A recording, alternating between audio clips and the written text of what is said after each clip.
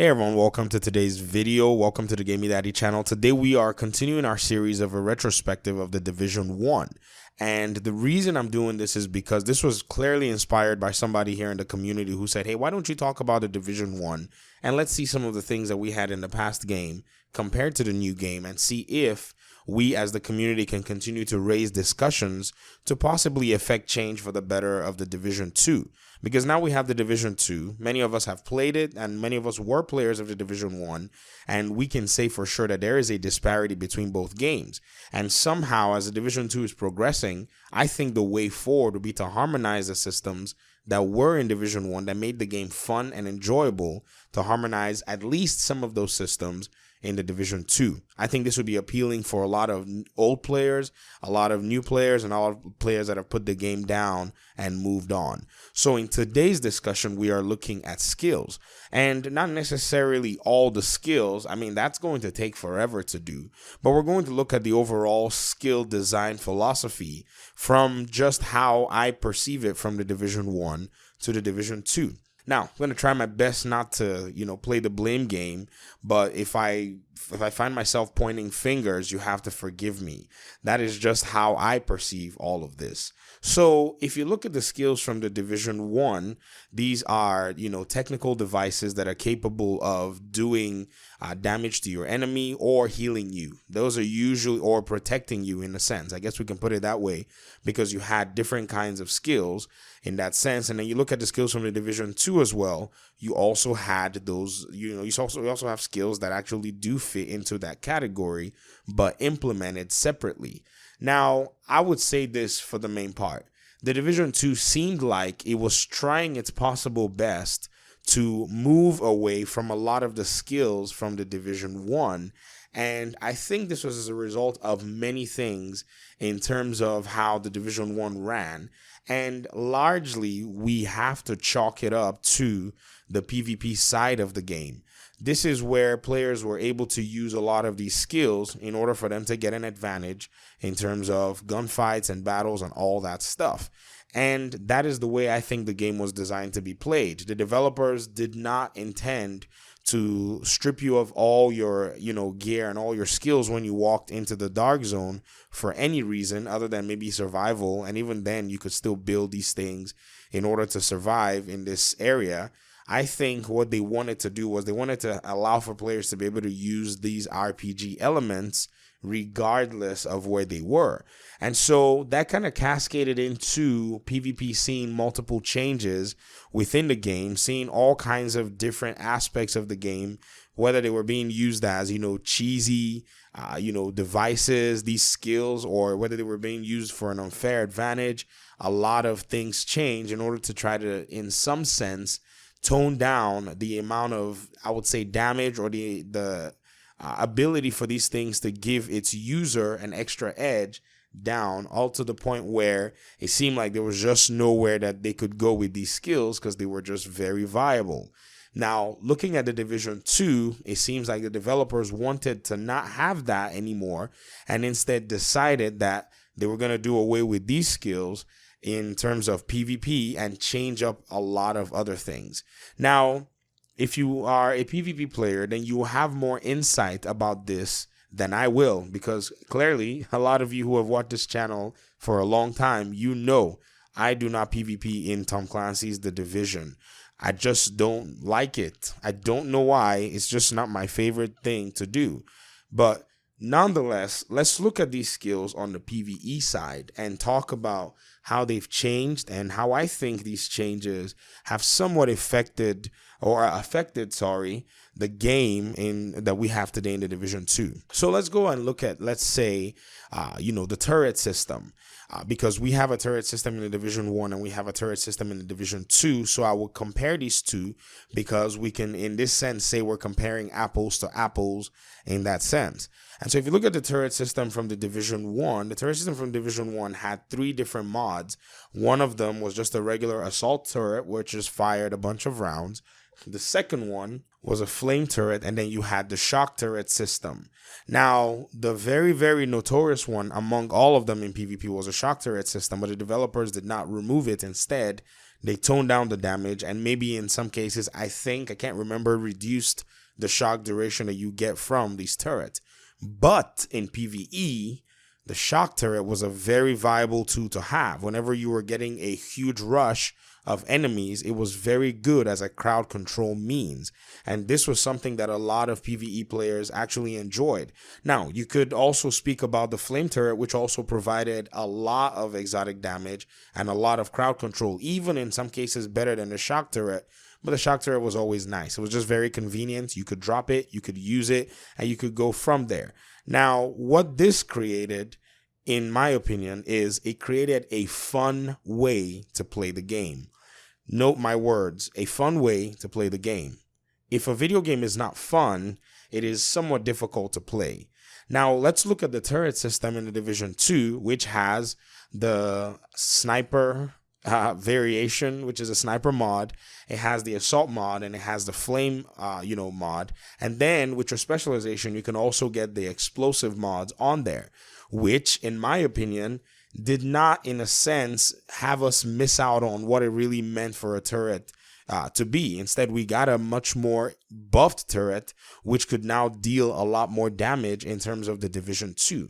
So I would say that the execution of turret from the Division 1 to turret to the Division 2 was actually very successful, because it maintained the ability to help you play in a very fun way, and at the same time giving you other options for you to also play tactfully. Now, the one thing that almost ruined the turret, in my opinion, in Division 2 was that they removed its ability to just auto target in terms of, or just spray, not necessarily auto target, but just, kind of do some really cool stuff that your turret in the Division 1 could actually do. So in the Division 2, if you drop your turret facing one place, it would only give you a specific AoE that it was covering. Whereas in the Division 1, that turret was really cool. It was much more of a smarter device and everything. So that almost for a moment broke the turret for the Division 2 for me. But after everything, you can always go back and say, okay, this is just the flame turret, but the assault turret then was actually made better, where you could actually pick your targets and you could hit those targets. Or if you wanted to do the other turret, which was an ordnance launcher, you could also do that as well.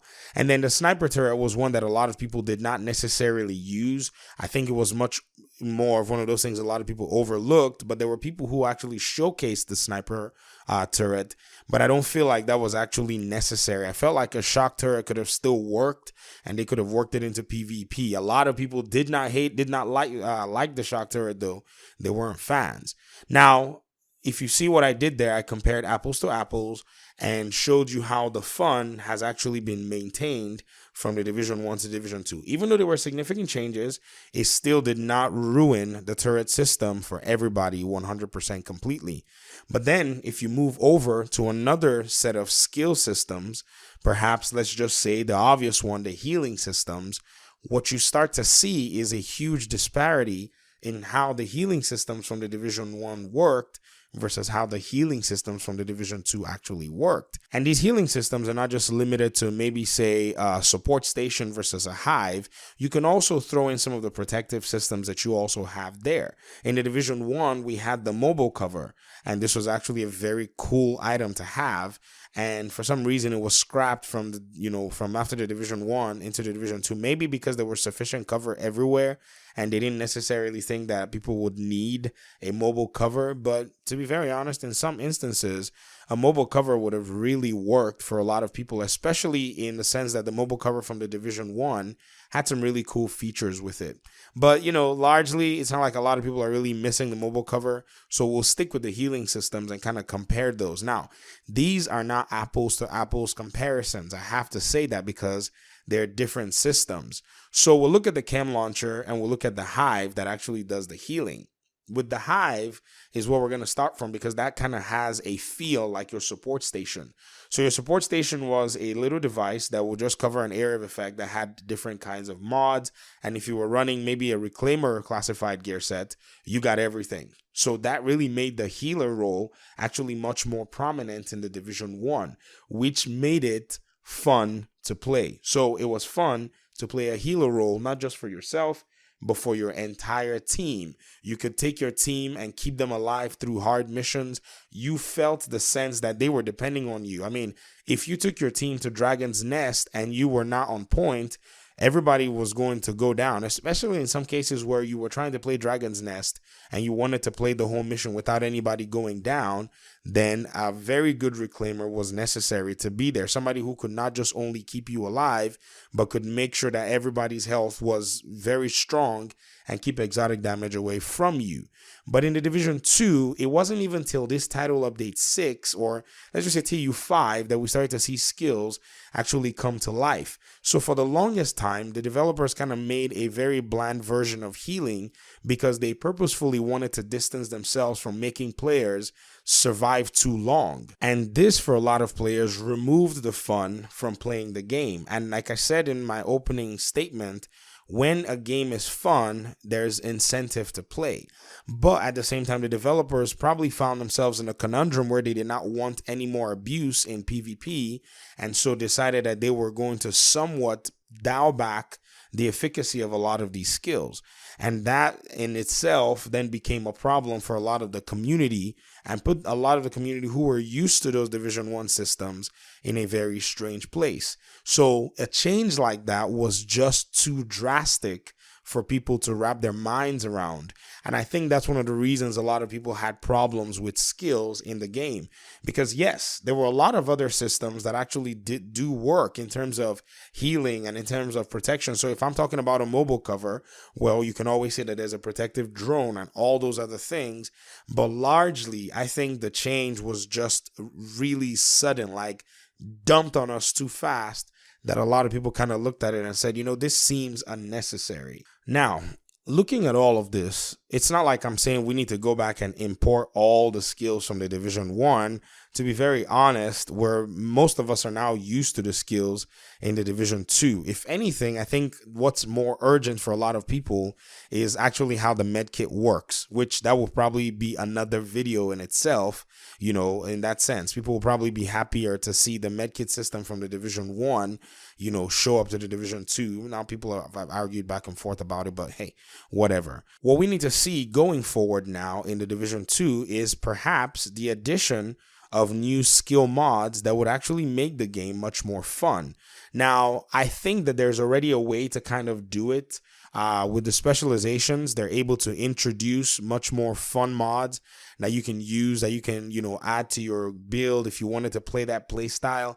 But largely, I think that is an overcommitment into, using those mods. I'm not saying that they're a bad idea. I'm just saying that if they were to add maybe one more mod for, maybe some of the skills that are already in existence already, and maybe make it where we have to go farm some more shade tech to unlock them. And if these skills are actually fun, I think a lot of people are going to be willing to do that. Now, I think the better and a much more attractive factor, if I would put it that way, will be to maybe bring skills that are from the Division 1. Now, I know nobody wants a shock turret, but I bet you a lot of people will be happy to see a support station of some kind, or a lot of people will be happy to see a medkit system. Sure, the chem launcher was a direct assault to the medkit system that we had. Not the medkit system, your healing thing in the Division 1. I can't remember the name. Oh my gosh. It was a skill. It's a skill where, the moment you hit it, it would just pretty much be a dose of, healing for you. And it had its cooldown and all that stuff. And you didn't have to be in the area of effect for you to gain the healing like the chem launcher. You just pretty much popped it like in your, in your thigh, and you were good to go. And I bet you a lot of people will be willing to see something like that. Now, would that render the chem launcher useless? Yes.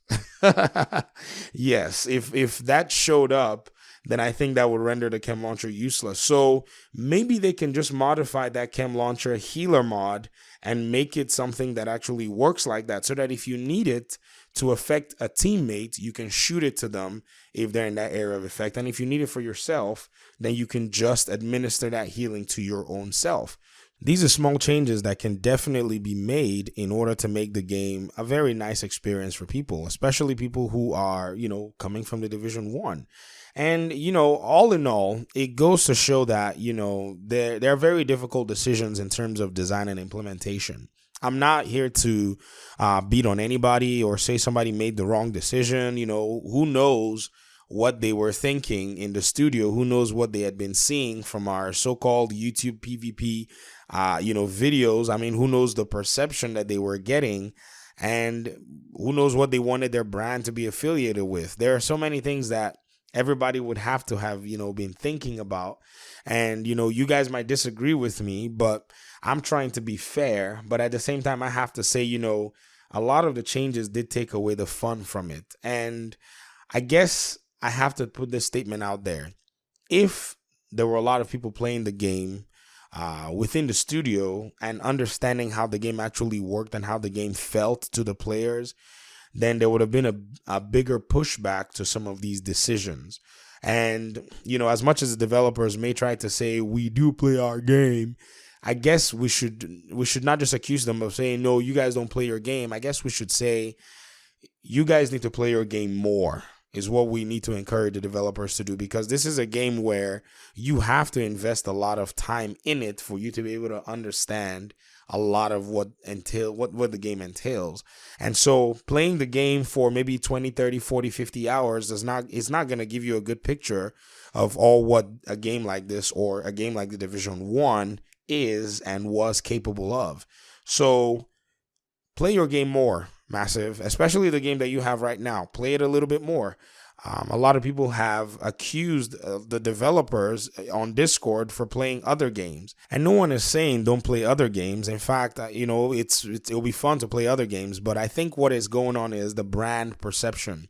People feel like if you're a developer, if you work for a developer that makes an RPG looter shooter, that a game that people are investing 7, 6, 100 hours, 1,000 hours in, that you as a developer should at least love your game enough that everybody can see you playing the game, so that in the day that you're playing another game, you could always change your Discord notification to be invisible so nobody sees you, and you go play a game that you enjoy in your personal life. But when you're on the job, in my opinion, I mean, sure, Massive, y'all can do whatever the heck you want, but hey, let's just say I had my own game studio and everybody, all my community managers and my developers were on the Discord.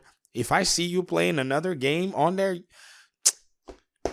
man, if you understand what I mean, and that's just a brand thing. It's like saying, the guy that Pepsi is sponsoring is just walking down the road drinking a Dr. Pepper. That doesn't really look good for the brand perception. No one is saying he cannot drink a Dr. Pepper, but he won't be doing it in public. It's only in video games that, we're really cool and everything. And so I feel like it's just a very, very tight rope to walk for being a developer. No one is saying anybody should lose their fun, but at least being conscious and aware of the brand might be something that speaks to the gaming community, especially in the sense that many things are taken on just perception. So that's the end of my video. I guess I've probably done more harm than good right now. Thank you very much for watching. I appreciate your time and audience, and I guess I'll see you in my next video. Peace.